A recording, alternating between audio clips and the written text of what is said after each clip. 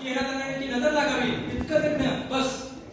त्या नदीवर येणाऱ्या बायका त्या फुलविहिरीच्या फुलाकडे जाऊन पाहत बसायच्या आणि एखादा अलगद एखादी स्त्री त्या फुलविहिरीचं फुल तोडून आपल्या केसात घालायची.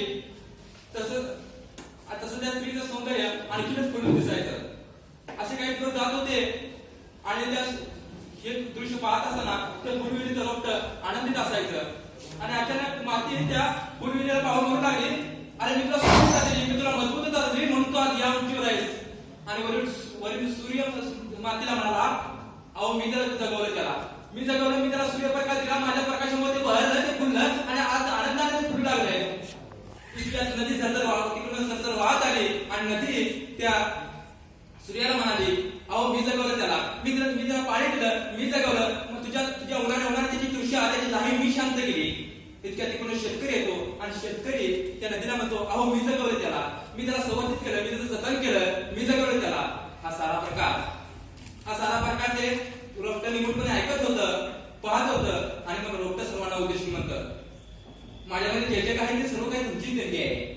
माझ्यामध्ये जे काही आहे ते सर्व काही तुमचीच देणगी आहे. त्यामध्ये मी तुमचा ऋणी आहे, तुमचा आभारी आहे, तुमचा कृतज्ञ आहे. पण त्याआधी मी प्रथमतः यामध्ये स्वतःला पुरून घेतलं, स्वतःला रुजवून घेतलं, तेव्हा कुठे आज मला ही फुले लागली, माझी आज फुले बहरली. म्हणजे मित्रांनो सांगायचं आपलं एवढंच मित्रांनो की आठवकर सरांनी प्रथमतः यामध्ये स्वतःला पुरून घेतलं, स्वतःला रुजवून घेतलं आणि तेव्हा कुठे 17 जुलै 1958 साली या उजाड महाराजावर ते ज्ञानाचं नंदन रूप आलं आणि कोल्हापूरसह सांगली आणि सिंधुदुर्ग जिल्ह्यात या सांगली शिक्षण संस्थेची एक ज्ञानाची कृषी पंढरी अवतरली. सरांचा जन्म 7 मार्च 1937 साली या सांगली सारख्या दुर्गम भागात झाला आणि तेव्हा शिक्षणाची झालेली दयनीय अवस्था आणि अशा बिकट परिस्थितीत सरांनी कोल्हापूर सारख्या ठिकाणी जाऊन शिक्षण पूर्ण केलं. कवी नामदेव रसाळ आपल्या एका कवितेत म्हणतात, चंद्रसूर्य फिके पडतील असे सज्जते कार्य करावे, चंद्रसूर्य फिके पडतील असे सज्जते कार्य करावे आणि सरांनी ओळखलं असावं, सरांनी जाणलं असावं आणि म्हणून धुळीत जन्माला येऊनही राज्यातील धुरंधर पुरुषांच्या मालिकेत बसले. हजारो वर्ष उपेक्षित आणि वंचित राहून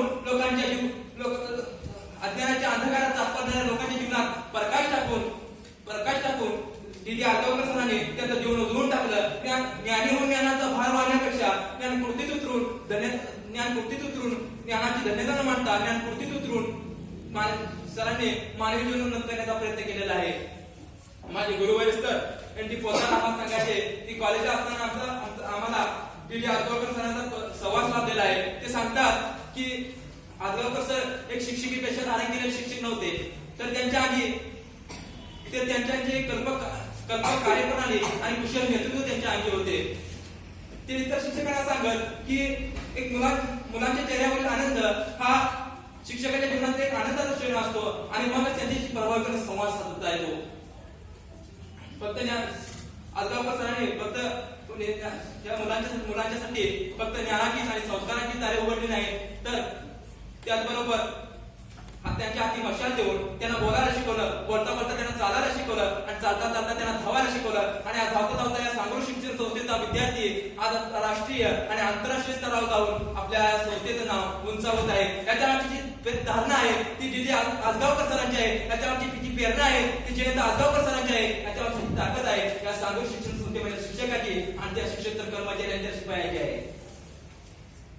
आणि मित्रांनो, अध्यापन करत असताना सरांचा राजकीय लोकांशी परिचय होत राहायचा, म्हणून ती आधी सरांची स्तुती सुमने गातात की ते म्हणतात की सरांच्या विषयी बद्दल की सरांच्या मनात एक शिक्षणाविषयी एक तळमळ होती आणि आम्ही सरांना जे आमच्याकडून होते ते आम्ही देत गेलो. म्हणून त्रिपुरा राज्याचे माजी राज्यपाल डॉक्टर डी.वाय. पाटील म्हणतात की एक व्यासंगी ध्येयवेळे व शिक्षणप्रेमी व कुशल संघटक म्हणून त्यांचे उद्गार आज आम्हाला आठवतात आणि म्हणतात ना, जो आवडे सर्वांना तुम्ही आवडे देवा. आणि सर काही कामानिमित्त जळगावला गेले असताना सरांचा 8 फेब्रुवारी 2007 रोजी सरांचा आकस्मिक मृत्यू झाला. एका आई सरस्वतीचा पुत्र त्या दिवशी अनंतात विलीन झाला. अशी माझ्या महामानवास माझ्या त्रिवार अभिवादन करतो आणि माझे 2 शब्द संपवतो. जय हिंद.